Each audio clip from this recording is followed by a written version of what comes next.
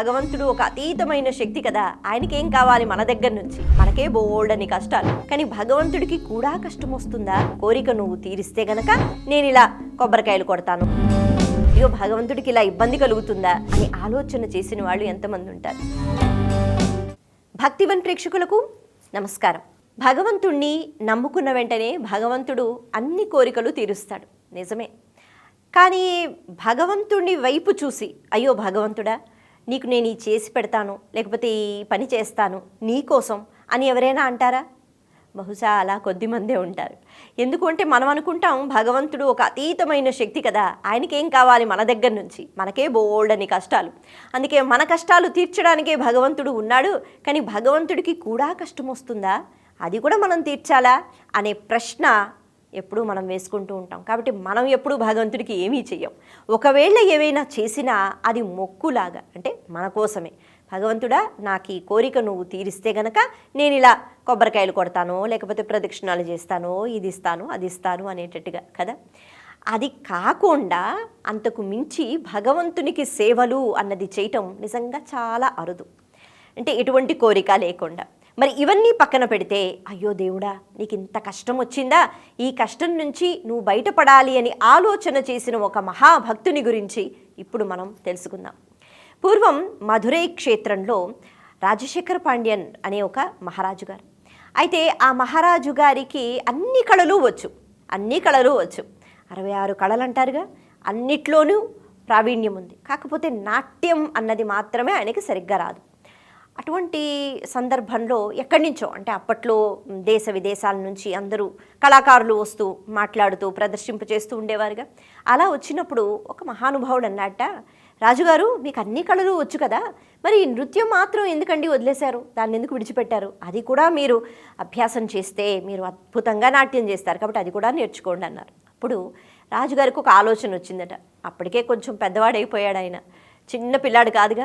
అనుకున్నట్ట మరి ఈ వయసులో నాట్యం నేర్చుకోవాలంటే అంత సులభమైన విషయం కాదు. ఆ భంగిమను ఉంటాయిగా, కూర్చోవాలి లేవాలి కూర్చోవాలి, కాబట్టి నేను చేయగలనా అని అనుకున్నారు. కానీ సరే, మరి ఇక్కడ మధురై క్షేత్రంలో నటరాజస్వామి ఉంటారుగా అక్కడ రజత మండపం పైన, కాబట్టి నటరాజస్వామి యొక్క అనుగ్రహాన్ని పొంది నేను కూడా నృత్యం నేర్చుకుంటాను అనే ఒక సంకల్పం ఆయనకి కలిగింది. మొత్తానికి ఈ పండితుడు అక్కడి నుంచి వెళ్ళిపోయాడు. ఇప్పుడు రాజుగారు నేను నృత్యం నేర్చుకుంటాను అని ఆయన అందరికీ చెప్పారు. సరే, ఇప్పుడు మొట్టమొదటి రోజు ఆయన ఆలయానికి వెళ్ళారు. అక్కడ నటరాజస్వామి ఎవరైతే ఉన్నారో ఆయన్ని చూశారు, దర్శించుకున్నారు. స్వామి మరి నేను నృత్యం నేర్చుకుందాం అనుకుంటున్నాను, మరి నృత్యం అంటే నువ్వే కదా గుర్తుకు వచ్చేది, అంటే నువ్వు నాకు అనుగ్రహాన్ని ఇవ్వాలి అని చక్కగా నమస్కారం చేసుకుని ఆయన మొదలు పెట్టుకున్నారు. సాధన నేర్చుకుంటున్నారట. మరి నేర్చుకునేటప్పుడు నృత్యం నేర్చుకున్న వాళ్ళకి తెలుస్తుంది, చాలా కష్టం కదా. కూర్చుని లేవటము, భంగిమలు, లేకపోతే నృత్యం చేయటము, అంటే కొత్తల్లో అయితే కాళ్ళు పట్టేయడాలు, చేతుల నొప్పులు అన్నీ వస్తూ ఉంటాయి. కాబట్టి ఇన్ని శారీరక బాధలు అయినా కూడా వాటిని అనుభవిస్తూ లేదు నేను ఎలాగైనా నృత్యం నేర్చుకుంటాను అని రాజుగారు మాత్రం పట్టుతో ఆ నృత్యాన్ని నేర్చుకున్నారు. మొత్తానికి కష్టపడ్డారు, ఆయన నేర్చుకున్నారు. ఇక చివరికి అంటే అయిపోయిందండి ఈ నృత్యం మీకు నేర్పించేశామని చెప్తారు కదా, అటువంటి సమయంలో ఆయన మళ్ళీ ఆలయం లోపలికి వచ్చి ఆ రోజు స్వామిని చూస్తూ మాట్లాడుతున్నారట. అయితే ముందు ఎప్పుడొచ్చి ఆయన మాట్లాడారో అప్పుడు స్వామి నువ్వు నాకు నృత్యం నేర్పించాలి, అనుగ్రహాన్ని ఇచ్చాలి అని చెప్పి ఆయన ఆనందంగా వెళ్ళిపోయారు. కానీ ఇప్పుడు స్వామిని చూస్తూ ఆయన బాధపడుతున్నారట. ఎంత బాధ అంటే ఆయన కన్నీరు కారుస్తున్నారు. ఎందుకంత ఏడుస్తున్నారు, ఆయనకి నృత్యం రాలేదా అంటే వచ్చింది. కానీ ఆయన స్వామితో ఆయన్ని చూస్తూ అంటున్నారట, స్వామి ఎంత కష్టం కదా నృత్యం చేయటం, అటువంటిది నువ్వు ప్రతిరోజు ప్రదోష వేళలో అంటారుగా, చిదంబరంలో నేటికి చిత్ సభలో ఈశ్వరుడు ఆనంద తాండవం చేస్తూ ఉంటారు నటరాజస్వామి స్వరూపంతో. ఇది చూడడానికి 3,000,000 దేవతలు కూడా వస్తూ ఉంటారు. కొంతమందికే అర్హత ఆ చిదంబరం మండపంలో, కాబట్టి అక్కడికి వచ్చి వాళ్ళు వాయిద్యాలు కూడా వాయిస్తూ ఉంటారు. అందులోనే శ్రీ మహావిష్ణువు ఉంటారు అని కూడా చెప్తారు. ఇలా చిదంబరంలో నేటికి ఆ చిత్ సభలో ఈశ్వరుడు నృత్యం చేస్తూనే ఉంటాడు. కాబట్టి ఇక్కడ ఈ రాజుగారు అంటున్నారు, స్వామి మరి నేను ఈ మాత్రంగా అప్పుడప్పుడు నృత్యం నేర్చుకున్నప్పుడు మాత్రమే నృత్యం చేసినప్పుడు కాళ్ళు నొప్పులు, ఒళ్ళు నొప్పులు, ఇంత బాధ కదా, నువ్వు ఎప్పటి నుంచి నృత్యం చేస్తున్నావు అంటే భగవంతుడు ఎప్పటి నుంచి ఉన్నాడు, ఎప్పటి నుంచో ఉన్నాడు కదా.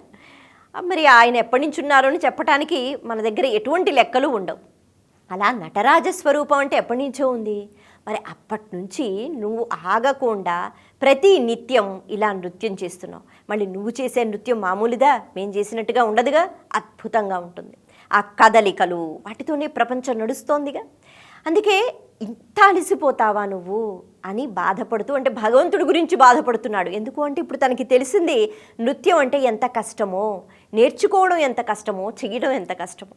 మళ్ళీ అలా చూస్తూ ఒక కోరిక కోరాట భగవంతుణ్ణి, నటరాజస్వామిని. సాధారణంగా ఏ ఆలయంలో మనం చూసినా ఎక్కడైనా నటరాజస్వామి యొక్క భంగిమ చూస్తే కుడికాలు కింద ఉంటుంది, ఎడమకాలు పైకి ఉండి స్వామివారి యొక్క భంగిమ ఉంటుంది కదా. అలా ఎక్కడైనా అలాగే ఉంటుంది. కానీ కేవలం మధురై క్షేత్రంలో మాత్రమే ఎడంకాలు కింద పెడతారు, స్వామివారు కుడికాలు పైకెత్తుతారు. ఇటువంటి భంగిమ ఇక ప్రపంచంలో ఎక్కడా లేదు అని చెప్పుకోవాలి.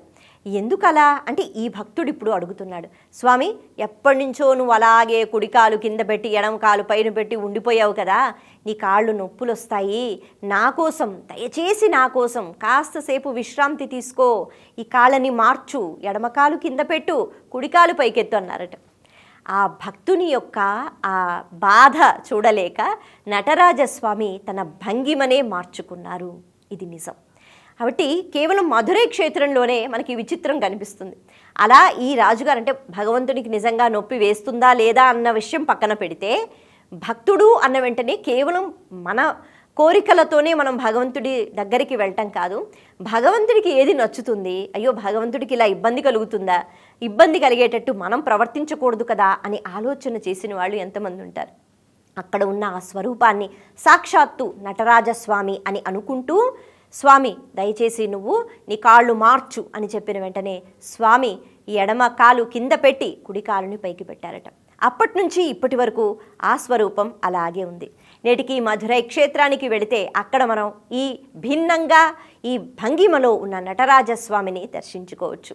అది భక్తికి ఉన్న శక్తి. నమస్తే.